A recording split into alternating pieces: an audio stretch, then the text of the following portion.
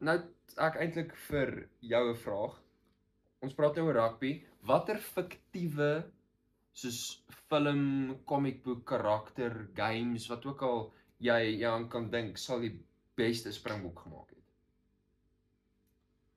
Kan dit enige Letterlik enigiets fiktief. Thor.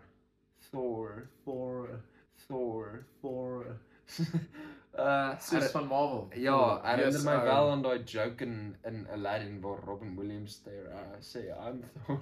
Your name is? I'm Thor. You're Thor? Ja, ek dink hy man sal kan speel hoor. Of the Hulk as hy Ja, doen. ek weet as ons nou dink aan Avengers, jy weet. Yes. Hulk sal nogal dominate. Nee, the Hulk sal ek dink Bro, hardloop reg oor almal. imagine net ek weet nie, imagine moeilik the om Flash kwaad op regtervleuel. Jy weet wie weet dit? Jy gaan nogal 'n banging, 'n regtige goeie. Okay, kom ons jy gaan maak nogal 'n regtige goeie rakkies van bymekaar kan sit. Okay, kom ons haal superheroes uit. Okay. Nou moet ons bietjie mooi begin dink. Ek dink dis 'n baie moeilike vraag. Dis 'n regtig moeilike vraag. So. Ek dink ek het my antwoord. Okay.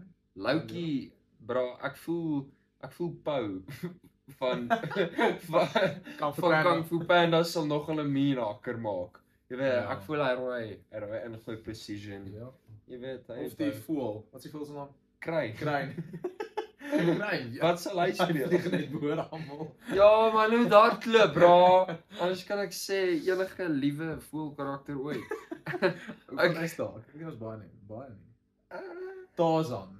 Tarzan. Tarzan sal Okay, bro, Yes. jy moet werk aan jou uitsprake. Tarzan. Okay. Oh,